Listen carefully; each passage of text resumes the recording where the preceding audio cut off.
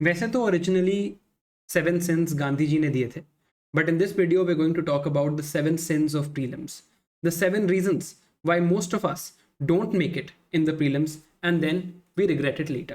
Hello and welcome to Clarity for UPSC. I'm Dr. Shivan, and in this video we're going to talk about why do we not make it through the prelims. Before I start this video, आप एक बार सोचो कि आपके लिए ये reasons क्या हैं, ऐसा क्या है जिस वजह से आपका prelims नहीं होता. And I'm sure that most of these reasons will match with you. देखते हैं. पहला, improper planning. I think this is the most important reason. एक पोल भी किया था मैंने अभी टेलीग्राम पे, और आप में से कई लोगों ने इस बारे में हाँ बोला कि हाँ, इम्प्रॉपर प्लानिंग की वजह से I am not able to make it. याद करो अपना प्रीलिम्स का अटेम्प्ट, या अगर आप फर्स्ट अटेम्प्टर हो, think about the fact about what is going to happen to you in the last 2 months before prelims. कोई भी हमारा शेड्यूल नहीं होगा, the schedule will be up and down. ठीक है, जब मन किया कुछ भी पढ़ लिया, जब मन किया कुछ भी उठाया, कुछ भी पढ़ा, and you just go on with it. Right, sources fix नहीं होंगे. आप कमेंट्स में बता सकते हो अगर आपने आज से पहले प्रीलिम्स दिया है तो क्या आपने लास्ट के 2 months में ये चीज़ें करी हैं कि यार शॉर्ट नोट्स दे दो, है ना, क्विक रिविजन नोट्स दे दो, जल्दी से मैं पढ़ लूँ, 2 घंटे में रिवाइज कर लूँ. वो चीज़ें पॉसिबल नहीं हो पाती, बट हमें अच्छा लगता है उस बारे में. ठीक है, हमेशा सोचा है कि PYQs करने हैं, टेस्ट देने हैं, बट इसका कभी कोई प्लान नहीं बनाया. Right, never made a plan for this. And शुरू के मंथ्स में बहुत कम पढ़ाई करी. शुरू के मंथ्स में ऐसा हो रहा है कि शुरू के डेज में तो ऐसा हो रहा है कि पहले कुछ दिनों में 5 दिन में 1 चैप्टर हो रहा है लक्ष्मीकांत का, और लास्ट के डेज में 1 दिन में 5 सब्जेक्ट रिवाइज हो रहे हैं. Because there is no proper planning, there are no daily targets, there is no efficient way of ensuring कि हाँ यार I will have a structured way of preparing. शुरू में मैं थोड़े अपने ऊपर बर्डन ज़्यादा डालूंगा ताकि बाद में I have a relaxed approach, my planning is done in a reverse manner, etcetera etcetera. ये एक मेजर प्रॉब्लम रहती है. हमारे पास सोर्सेज भी सारे हैं, नॉलेज भी सारी है, सब कर रखा है, बट इन द एंड हमेशा ये फीलिंग आती है प्रीलिम्स से 2 दिन पहले कि यार अगर 1 हफ्ता और होता ना बस, तो पता नहीं मैं क्या ही कर देता. This is because I haven't planned properly and my planning is completely haywire. इससे होता क्या है, इससे आता है स्ट्रेस, इससे आता है टेंशन. और जब ये स्ट्रेस और टेंशन आती है ना यार, तो we are not even able to study in the last few days. क्योंकि हमने शुरू के डेज में अच्छे से मेहनत नहीं करी, we get a lot of stress in the end days, and फिर हमारा प्रोडक्टिविटी जो है वो कॉन्स्टेंटली डिक्लाइन पे रहता है. जबकि ideally we should be peaking towards the end. End के टाइम पे तो ऐसा होना चाहिए ना यार कि हम बहुत ज़्यादा हाई ग्रोथ कर रहे हैं, बट वो नहीं होता. This is not how our path goes. हम क्या करेंगे, पहले धीरे धीरे धीरे, फिर सडनली ऐसे, और फिर स्ट्रेस के बाद वापस नीचे. Right, so proper planning leads to this graph while improper planning leads to this graph. Now ये तो प्रॉब्लम है. In this video I'm also going to tell you how we at Saarthi IAS are solving these problems. Recently आपने देखा होगा that we have launched something called the Prelims Navigator. उसके बारे में काफ़ी लोगों के डाउट्स आए थे कि यार PRP के जैसा क्यों नहीं है, कोर सब्जेक्ट्स क्या इसमें होंगे या नहीं होंगे, क्या मेज सेपरेटली अवेलेबल होगा. तो ये सारे प्रॉब्लम्स हम कैसे सॉल्व कर रहे हैं, इस बारे में भी हम बात करेंगे इसी वीडियो में. तो इम्प्रॉपर प्लानिंग की तो हमने प्रॉब्लम समझ ली, अब इसको सॉल्व कैसे करेंगे. देखो, इसे सॉल्व करने का एक तरीका है कि मेरे पास डेली टारगेट्स हों. राइट, डेली टारगेट्स जनरली हमें हेल्प करते हैं. क्यों करते हैं? Because we have a external motivation कि हमें इतना काम कर लेना है एंड विल बी सॉर्टेड. अगर हम इतनी पढ़ाई कर लेंगे तो हमारा काम हो जाएगा. तो डेली टारगेट्स हों, एंड सिर्फ डेली टारगेट्स काफ़ी नहीं है, एक अकाउंटेबिलिटी मैकेनिज्म हो. Right, won't it be great कि मान लीजिए मैं आपको बोलूँ कि यार आज सैटरडे है, ठीक है, अगले वीक में, in the next week you have to study these things. Monday को आपको ये पढ़ना है, ट्यूसडे को ये पढ़ना है, वेंसडे को ये पढ़ना है, एंड सो ऑन.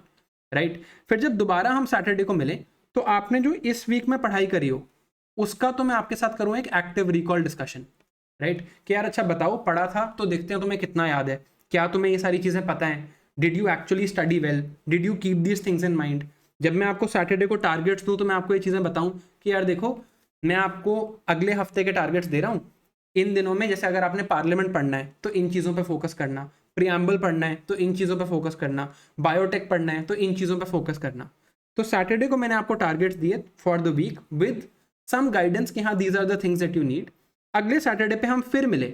अब पिछले वीक का मैंने आपके साथ एक्टिव रिकॉल किया और नेक्स्ट वीक के आपको टारगेट्स दे दिए. तो आपको पता है कि यार अब मैं अपने प्लान से स्टिक करूंगा. अब यहाँ पर बीच में कुछ प्रॉब्लम्स आएंगी जो हमेशा हमें आती हैं, परपेचुअल प्रॉब्लम्स हैं वो, जैसे कि बैकलॉग आ गया. राइट? आई डोंट नो कि अब बैकलॉग आ गया तो हम कैसे इसको फिक्स करेंगे, तो उसकी डिस्कशन मैं और आप मिलके कर लें कि अच्छा यार बैकलॉग है, so this is how we'll fix it. Test नहीं दे पा रहा, तो टेस्ट का भी मैं ही आपको प्लान बताऊं कि यार देखो इस टाइम पे इतनी पढ़ाई करके फिर ये वाला टेस्ट देना है, राइट? सो बेसिकली मैं आपको कह रहा हूं कि जो भी आपके प्लानिंग और स्ट्रैटेजी के वरीज होते हैं ना, कि ये सब्जेक्ट कहाँ से पढ़ूं, ये करंट अफेयर्स ये वाली मैगजीन अच्छी है क्या, when should I give a test, PYQ में कब अटेम्प्ट करूं, you leave that to me. आप सिर्फ पढ़ाई कर लो, जो आसपास के इर्द गिर्द के काम है you leave it to somebody who got an experience in it, right? I have myself cleared prelims in both my attempts with more than 110 marks each time, and of course have guided a lot of students to the same pedestal. So the idea here is that we will have weekly mentorship sessions. तो prelims navigator में जो first चीज हमने सोची वो यही सोची कि यार हम weekly mentorship sessions करेंगे, और वो मैं ही लूंगा, सारे sessions मैं ही लूंगा, and we will give you detailed targets for the upcoming week. We will do active recall sessions, and जो भी हमें strategy formulation करनी होगी with regards to subjects, with regards to कि कौन सा टेस्ट देना है, किस इंस्टीट्यूट का टेस्ट अच्छा है, and I don't mind taking anybody's name, right? And let's say कि पीवाईक्यूज कब करने हैं, which books to read, current affairs को कैसे मैनेज करना है, सीसैट को कैसे इनकॉर्पोरेट करना है, ये जो सारी प्रॉब्लम्स हमारे रहती हैं जिसमें हमारा बहुत टाइम जाता है and ultimately we do end up sometimes taking bad decisions, वो प्रॉब्लम हम यहाँ पर सॉल्व कर लें। अब दूसरे सन पे आते हैं, दूसरी प्रॉब्लम पे आते हैं, lack of PYQ analysis. PYQ करो या ना करो, पीवाईक्यू की टेंशन जरूर करो। This is probably the eternal rule of anybody giving prelims कि मैं पीवाईक्यू की टेंशन तो लूंगा, राइट? शायद मैं ऐसा करूंगा कि मैं पीवाईक्यू की बुक खोल के कुछ साल के प्रीवियस ईयर क्वेश्चन सॉल्व भी कर लूंगा, but that is not what PYQ analysis is. PYQ analysis का मतलब होता है कि मैं पैटर्न्स ऑब्जर्व करूं, and how would I observe these patterns? I will have to look at questions curated in a certain way.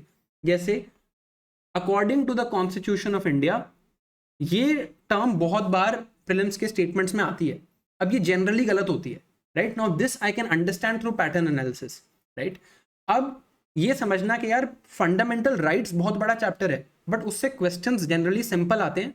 DPSP और fundamental duties छोटे chapters हैं, बट उनसे जब क्वेश्चंस आते हैं तो जनरली काफी डेप्थ में आते हैं। बेयर एक्ट से यूपीएससी डायरेक्टली कॉपी पेस्ट करता है, तो फंडामेंटल ड्यूटीज और डीपीएसपी में 100% फायदा है अगर आप bare act of the constitution पढ़ो, राइट? अब ये बातें कहां से समझ आई? ये बातें समझ आती हैं अगर आप प्रीवियस ईयर क्वेश्चंस करते हो। अगर आप प्रीवियस ईयर क्वेश्चंस करते हो तो आपको समझ आता है how to handle an assertion reason based question, how to handle a 3 statement question, how to handle a pair based question, right? और किन सब्जेक्ट्स में इस टाइप के क्वेश्चन ज्यादा आते हैं, करंट अफेयर्स के क्वेश्चंस में कौन सी statements are more likely to be right.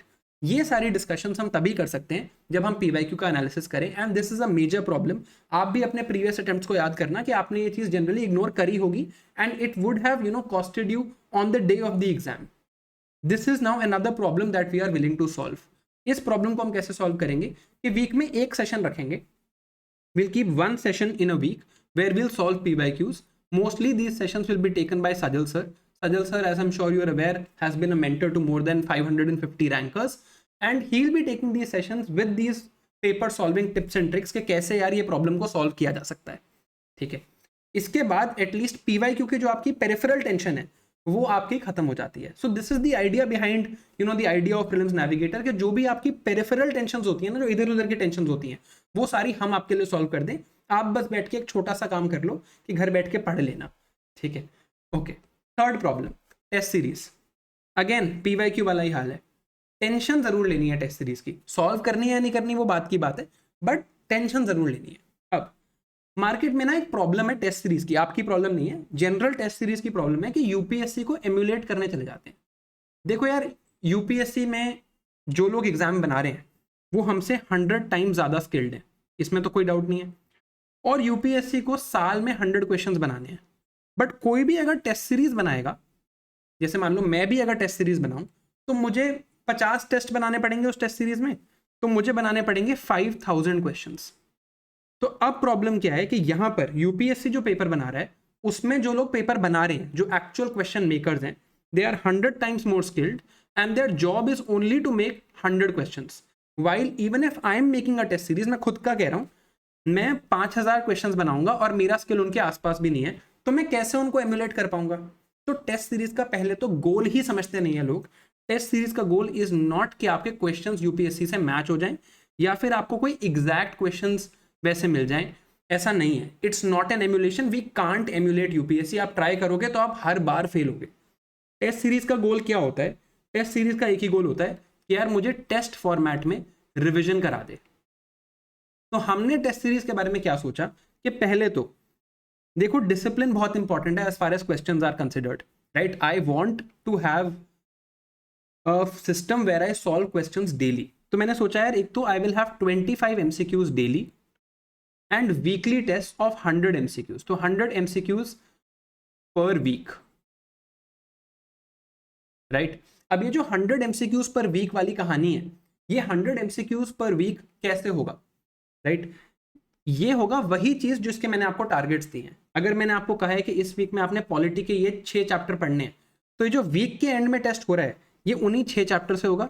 और ये जो 25 एमसीक्यूज आ रहे हैं ये भी उसी से आएंगे। आपने मंडे को मान लो प्रियम्बल पढ़ा, तो ट्यूसडे का जो आपका टेस्ट है वो प्रियम्बल से है। ट्यूसडे को अगर आपने मान लो पार्लियामेंट पढ़ा, तो वेंसडे को जो आपका टेस्ट है वो पार्लियामेंट से है। तो जो आपने पढ़ा है वो कॉन्स्टेंटली एमसीक्यूज के थ्रू रिवाइज हो रहा है। So this is just a way to ensure that we are doing revision through MCQs. MCQs अब हम बनाते कैसे हैं? हमने देखा कि यूपीएससी के जितने भी प्रीलिम्स के क्वेश्चंस आए हैं आज तक 13 और 14 टाइप्स के क्वेश्चंस हैं, राइट। जैसे एक है टू स्टेटमेंट, स्टेटमेंट 1 दी होगी, 2 दी होगी, A is correct, B is correct, both none. एक है assertion reason, statement 1 explain statement 2, statement 1 doesn't explain statement 2, statement 1 is wrong या स्टेटमेंट 2 इज रॉन्ग। ये 4 ऑप्शन आते हैं, राइट। तो इन्हीं पैटर्न्स पे हम क्वेश्चन बनाएंगे ताकि हम उन पैटर्न से खुद को फेमिलियराइज कर लें। कोई नया पैटर्न यूपीएससी इस बार ले आया तो अलग बात है, but 90% of the questions will be in the same pattern. तो इससे मेरा एक फेमिलियरिटी क्वोशंट काफी हाई हो जाएगा and it will be from the same books that we read, right. क्यों बनाने हैं यार 30-40 क्वेश्चन करंट अफेयर्स के पॉलिटी के टेस्ट में? आपको लक्ष्मीकांत याद है? तो अगर पॉलिटी का टेस्ट हो रहा है तो लक्ष्मीकांत से ही होंगे क्वेश्चंस। मैं आपको अभी बता रहा हूं, अरे एटलीस्ट लक्ष्मीकांत तो हम अच्छे से याद कर लें। आपने भी ये नोटिस किया होगा, अल्टीमेटली हम उन्हीं स्टैंडर्ड बुक्स के क्वेश्चंस पेपर में गलत करके आते हैं, उसी वजह से फिर हम फेल होते हैं। ऐसा नहीं है कि कोई बहुत अजीब टफ क्वेश्चन गलत करके हम फेल होते हैं, हम इजी क्वेश्चन गलत करके फेल होते हैं। कट ऑफ भी नंबर ऑफ इजी क्वेश्चंस ही होता है। तो यहाँ पर आइडिया ये है कि टेस्ट सीरीज में, इजी का मतलब doesn't mean easy by the way, it means जो स्टैंडर्ड बुक्स में कवर्ड है। टेस्ट सीरीज का हमारा आइडिया ये है इन डेली क्वेश्चंस और ये वीकली टेस्ट के थ्रू कि यार स्टैंडर्ड बुक्स की पूरी रिवीजन हो जाए। 5000 से ज्यादा क्वेश्चन हम सॉल्व करेंगे। अगर हमने ये 5000 से ज्यादा क्वेश्चन सॉल्व कर लिए over the course of this program, तो स्टैंडर्ड बुक्स तो इस लेवल पे रिवाइज हो जाएंगी कि इनसे कोई गलती नहीं हो सकती है। This is something that we will ensure. एक और चीज, अगर आपको लग रहा है कि वीकली टेस्ट सिर्फ उसी वीक के होंगे जो आपने पढ़ाई करी है, फर्स्ट वीक में आपने पॉलिटी किया, सेकेंड वीक में आपने पॉलिटी किया, थर्ड वीक में आपने मॉडर्न हिस्ट्री किया, अब थर्ड वीक के एंड पे जो टेस्ट है ना, जो थर्ड वीक के एंड पे टेस्ट है, उसमें आपको पॉलिटी भी मिलेगा और मॉडर्न हिस्ट्री भी मिलेगा, राइट। ताकि आपकी रिवीजन प्रॉपर होती रहे, होगा स्टैंडर्ड बुक से। ये इंश्योर कर लेते हैं यार कि स्टैंडर्ड बुक से कुछ गलत नहीं करेंगे, and that would be enough for us to ensure कि हम प्रीलिम्स में हमारे अच्छे मार्क्स आ रहे हैं। आगे चलते हैं। एमसीक्यू एप्टीट्यूड का लैक, ये एक मेजर प्रॉब्लम है, क्योंकि हम लोगों में, बहुत लोगों ने कभी भी ह्यूमैनिटीज के एमसीक्यू सॉल्व नहीं किए, करे भी हैं तो नीट या जेई में किए हैं। अब नीट जेई में क्या होता है ना यार, कि there are objective questions, there is a right answer. Humanities में क्या होता है, there is a most appropriate answer. अब वो मोस्ट अप्रोप्रिएट आंसर पे पहुंचने के लिए एक एमसीक्यू एप्टीट्यूड चाहिए। अब वो कैसे डेवलप होगा? वो होगा अगर आप हमारे साथ लाइव एमसीक्यूज कर लो। इतने एमसीक्यूज कर लेंगे कि इसका जो डर है, प्रीलिम्स का जो एक फियर रहता है हमारे दिमाग में, वो खत्म हो जाए। So every week a live MCQ session, एक एमसीक्यू सेशन हर वीक आप करो जिसमें आप 50 क्वेश्चंस लाइव करो। आपके आसपास भी लोग बैठे हैं, स्क्रीन पे क्वेश्चन आया, 1 मिनट का टाइमर चला, इस 1 मिनट के टाइमर में you have to think, you have to answer, you have to see what other people are doing, and finally you understand how to solve these questions. And ये सारे questions actually new questions हैं, right?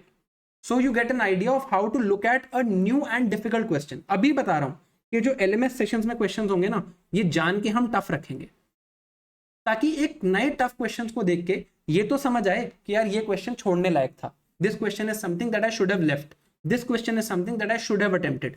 इस question पे मैं 50-50 पे पहुंच सकता था, 50-50 में इस ऑप्शन को सिलेक्ट करना ज्यादा अप्रोप्रिएट था।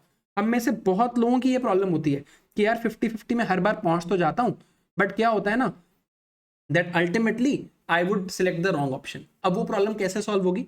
अगर आपके सामने कोई ऐसा पर्सन हो जिसने मल्टीपल टाइम्स प्रीलिम्स में 100 मार्क्स से ऊपर लाए हों और वो आपको ये चीज सिखाए। So every week will be having live MCQ solving sessions with Varun sir, ताकि आप ये एमसीक्यू एप्टीट्यूड सीख सको।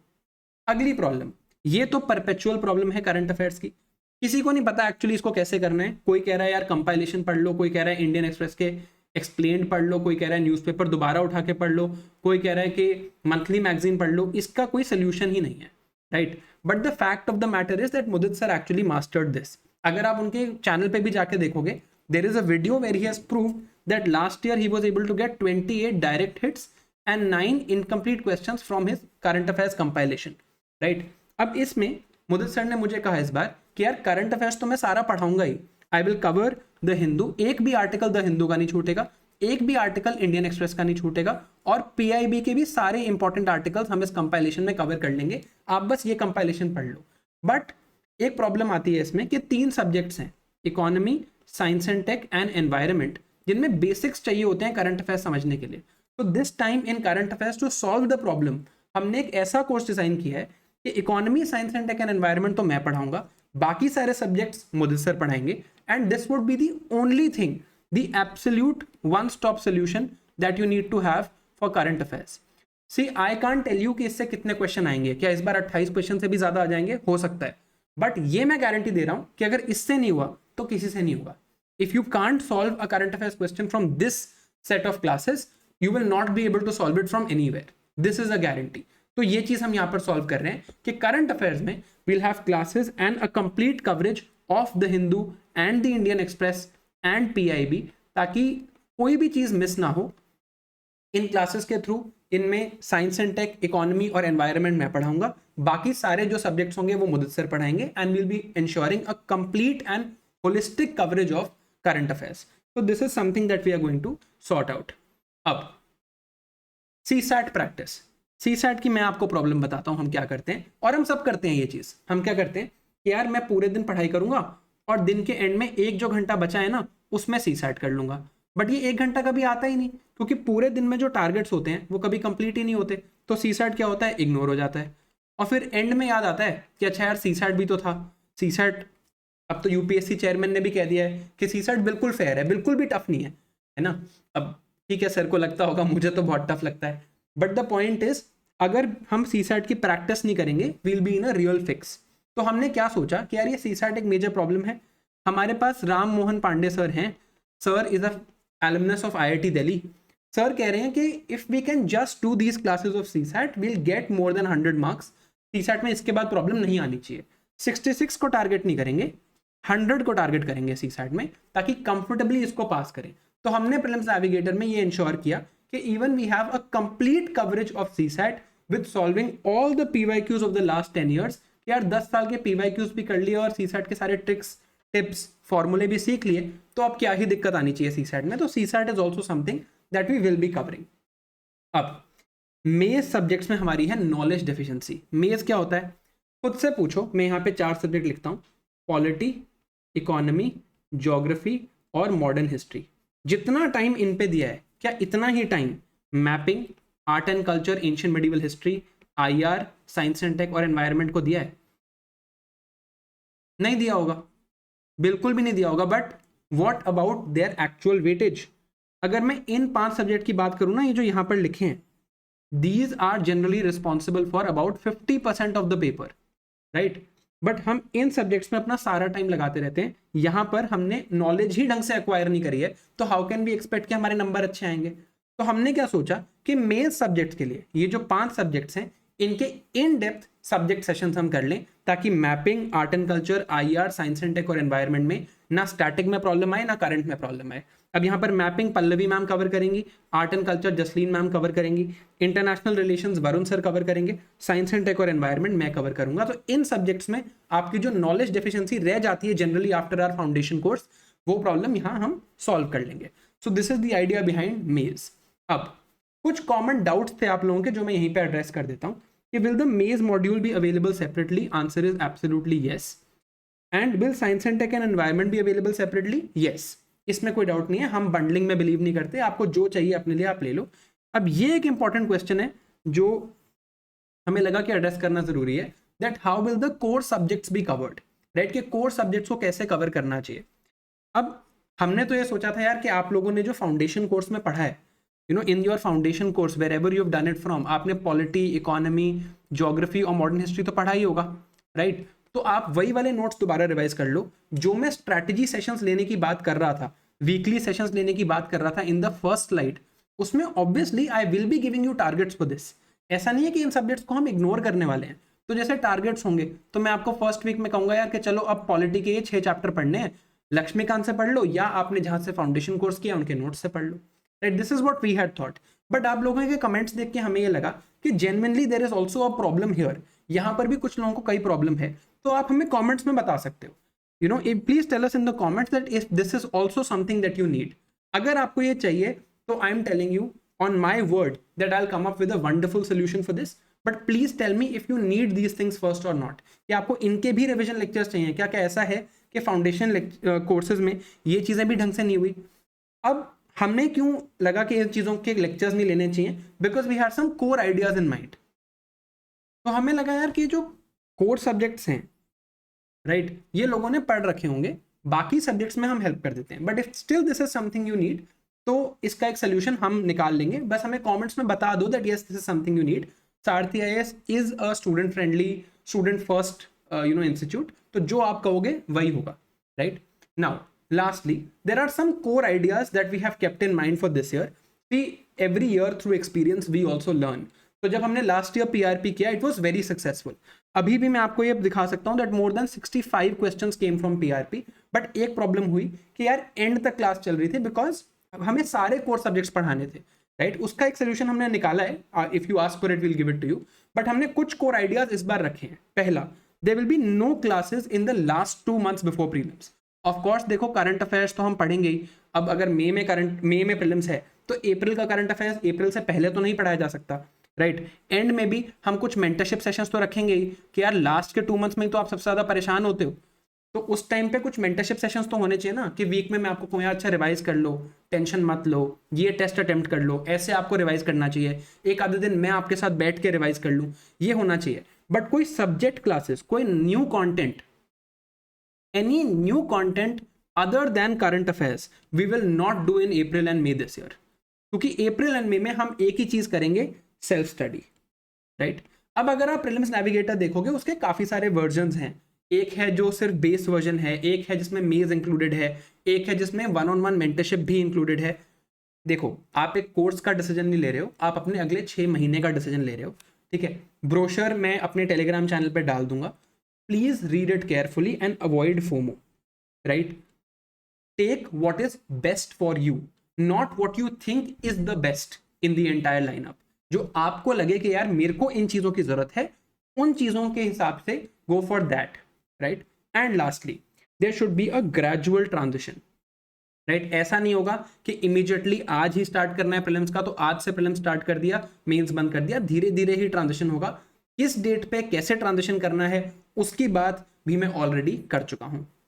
Now last message from my side, the last message from my side is कि देखो यार, ये जो 7 प्रॉब्लम्स मैंने बताई और ये जो प्रिंसिपल्स मैंने बताए, ये हमें सॉल्व करने हैं।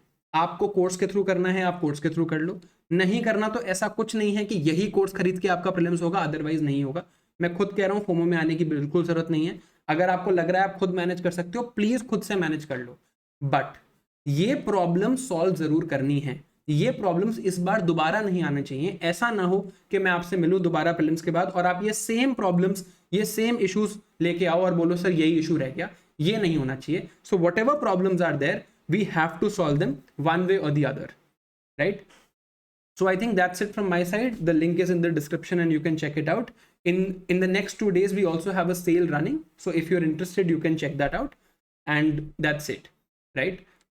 I will see you guys now, maybe in a couple of days. As you all know that this is something that we have to keep in mind. We have to start transitioning after 15th November.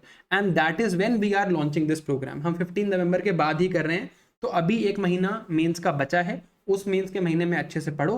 15 नवंबर के बाद we will start. All right. Thank you for your time and attention. I'll see you guys next time. Thank you guys.